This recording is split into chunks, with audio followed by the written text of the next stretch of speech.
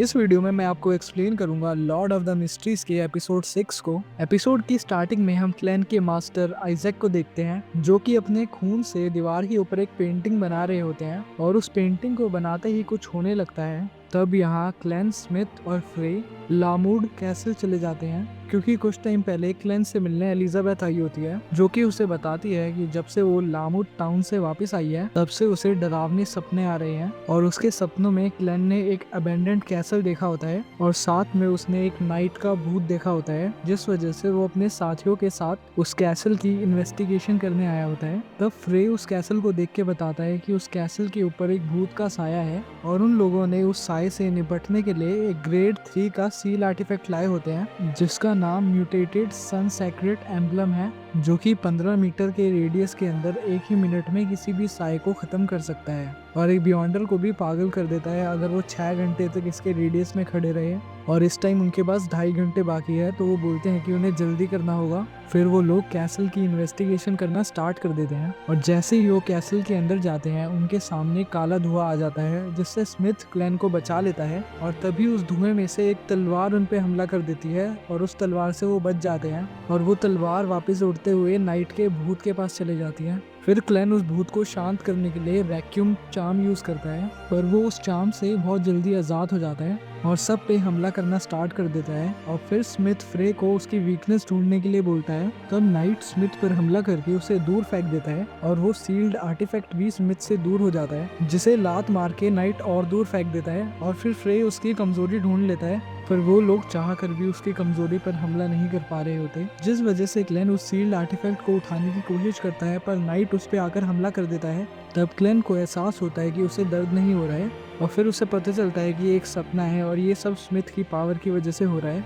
और तभी वो नाइट स्मिथ पर हमला कर देता है और स्मिथ उस सील्ड आर्टिफैक्ट को यूज करके उस नाइट को मार देता है और फ्रे को कुछ गड़बड़ लग रही होती है और वो स्मिथ से बोलता है कि ये भूत का ऑब्सेशन कुछ ज्यादा ही था और ये तभी एग्जिस्ट कर सकता है अगर ये यहाँ पर सेंचुरीज से हो और ये कैसल तो बहुत पुराना है और यहाँ पर कोई भी ऐसा नहीं है जो इस भूत से रिलेटेड हो तो पक्का ये भूत अभी आया है। तब क्लैन को एक फोटो मिलती है जो कि 1000 साल पुरानी होती है और वो उस कैसल के ओनर की होती है जो कि बहुत साल पहले वहां से गायब हो चुका होता है और क्लैन को उसका चेहरा बिल्कुल अपने टीचर आइजैक जैसा लगता है जिस वजह से वो एजिक के बारे में सोचने लगता है और उसकी पर्सनैलिटी से उसे लग रहा होता है कि एजिक आज के ज़माने से बहुत ज़्यादा अलग है। तब वो लोग कुछ टाइम और वहाँ पर इन्वेस्टिगेशन करने का डिसाइड करते हैं ताकि उन्हें यकीन हो सके कि वहाँ पर सब कुछ ठीक है और इसके लिए स्मिथ सबको 2 घंटे में अपनी अपनी शिफ्ट रोटेट करने के लिए बोलता है और क्लैन को वो सीड आर्टिफैक्ट देके फ्रे के साथ कुछ टाइम आराम करने के लिए चले जाता है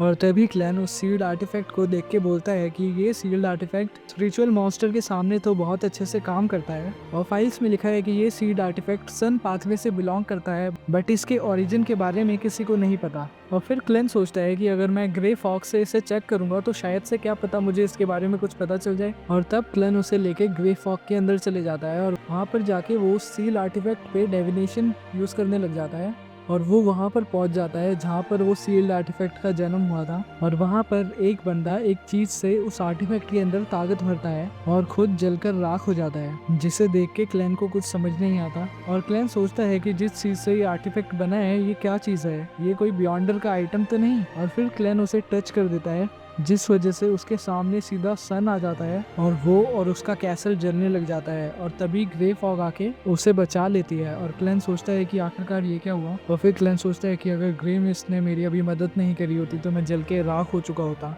मुझे अगली बार डिविनेशन ध्यान से परफॉर्म करना होगा नहीं तो मैं किसी खतरे में भी पड़ सकता हूँ और तभी क्लैन एकदम से ठीक हो जाता है और उसे सन पाथवे के अलग अलग सीक्वेंस दिखने स्टार्ट हो जाते हैं और क्योंकि उसने 1 मिनट तक गॉड को सहा होता है तो उसे सन पाथवे के सीक्वेंस 4 का पोशन फॉर्मूला मिल जाता है और उसे वार्निंग मिलती है कि वो इस तरह कभी भी किसी गॉड को डायरेक्टली ना देखे और क्लैन इससे बहुत खुश हो जाता है और ग्रे फॉक्स से सब कुछ ठीक करके बाहर आ जाता है और थोड़ी देर बाद नाइट हॉक्स वापस चले जाते हैं और उन्हें यकीन हो जाता है कि उस कैसल का भूत पूरी तरह खत्म हो चुका है और तभी क्लैन को एक लेटर मिलता है और उसे पता चलता है कि एजिक को हॉर्नेसेस के बारे में कुछ इन्फॉर्मेशन मिल चुकी है और क्लेन उससे मिलने चले जाता है, पर उसे उस कैसल में मिली फोटो की वजह से अजीब सा लग रहा होता है। और फिर क्लेन उसके रूम में चले जाता है जहाँ पर वो अभी प्रेजेंट नहीं होता, और तभी उसे दीवार पर खून से बनी एक पेंटिंग दिखाई देती है जो कि उसी कैसल की होती है जहाँ से अभी वो लोग इन्वेस्टिगेशन करके आए होते हैं, जिस वजह से क्लेन डर जाता है और एजिक भी वहाँ पर आ जाता है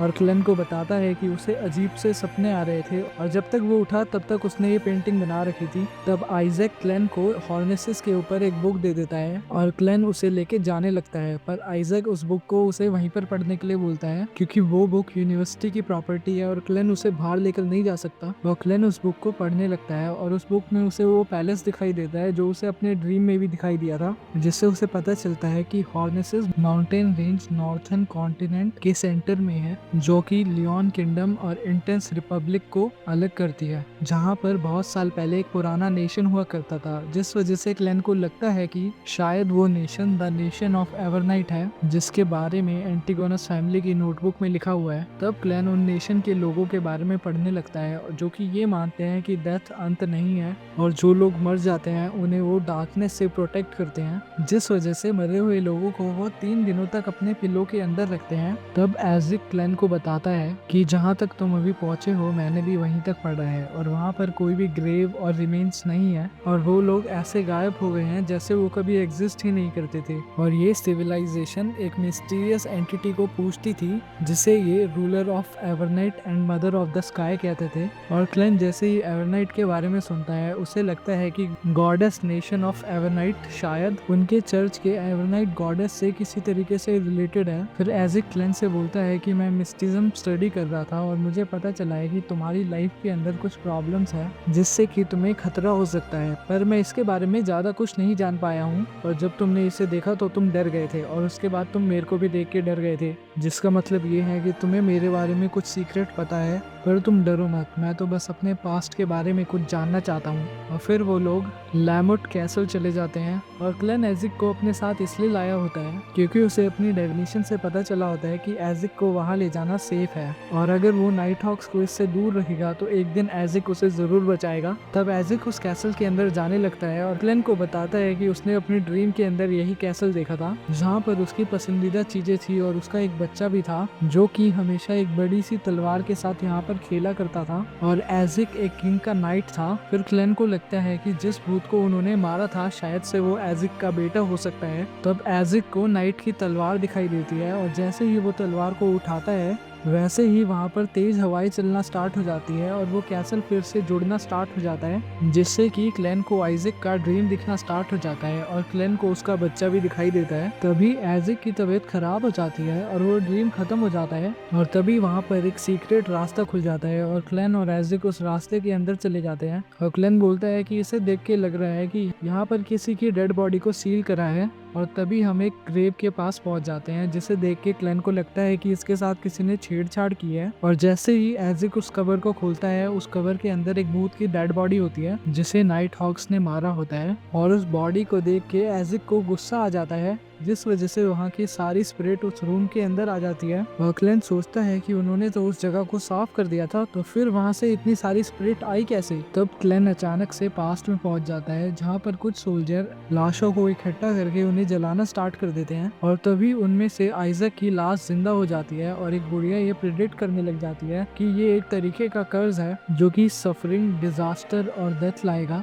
और वो सारे सोल्जर आइजैक पर हमला कर देते हैं और आइजैक अपनी तलवार उठाकर सबको मारना स्टार्ट कर देता है और फिर वो लोग आइजैक पे भारी पड़ने लगते हैं। और जैसे ही आइजैक हारने लगता है तभी वहाँ पर एक बहुत बड़ा स्केलेटन आ जाता है आइजैक की मदद करने, क्योंकि आइजैक डेथ पाथवे की सीक्वेंस 2 का बियॉन्डर है और वो स्केलेटन उसका कॉन्ट्रैक्टेड मैसेंजर होता है जो कि उसकी मदद करता है। और फिर आइजैक उस स्केलेटन के साथ मिलके सबको मार देता है और ऐसे ही वो अपनी सारी लड़ाइयों को जीतते हुए जाता है, जिस वजह से उसे लैमुट टाउन के बैरन का टाइटल मिल जाता है और अपनी फैमिली के साथ टाइम बिता रहा होता है। फिर हम देखते हैं कि कुछ टाइम बाद उसकी कर्ज की वजह से उसकी सारी आदमी मर चुकी होती है और उसकी वाइफ भी मरने वाली होती है और तब आइजैक गलती से अपने बच्चे पर हमला कर देता है, जिस वजह से उसे कुछ समझ नहीं आता और और वो डिसाइड करता है कि वो सब कुछ छोड़ के वहाँ से चले जाएगा ताकि कभी भी उनके ऊपर कोई मुसीबत ना आए। और तब हम वापस प्रेजेंट में पहुंच जाते हैं और क्लेन नाइट की बॉडी देखने आता है और वो देखता है कि उसका स्कल ही गायब है और आइजैक को पता चलता है कि उसका बेटे का सर 3 महीने पहले ही गायब हुआ है और वो ये डिसाइड करता है कि जिसने भी उसके बेटे का सर चुराया है वो उसे बहुत बुरी मौत देगा। और फिर वो अपने ब्लड की हेल्प से उसके स्कल को ढूंढने की कोशिश करता है और वो ब्लड जाके सीधा क्लैन को लगता है जिससे कि क्लैन को कुछ समझ नहीं आता।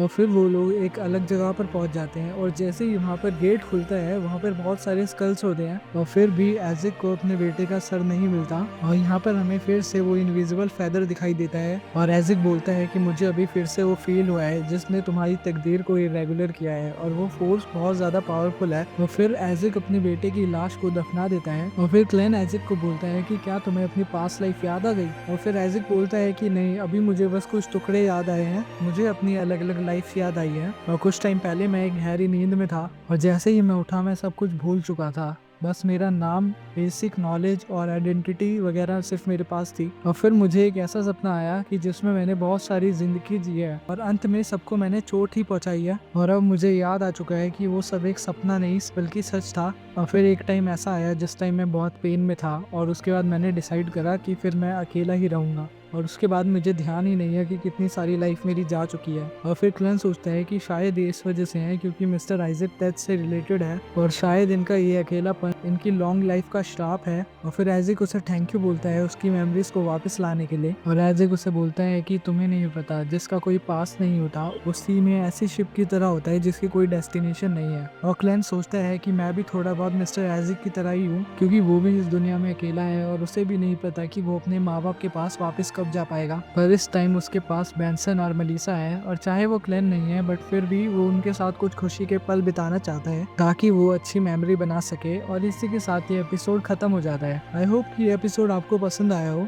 इस वीडियो को लाइक और चैनल को सब्सक्राइब कर देना और मैं मिलता हूँ आपसे नेक्स्ट वीडियो में। जब तक के लिए सायोनारा।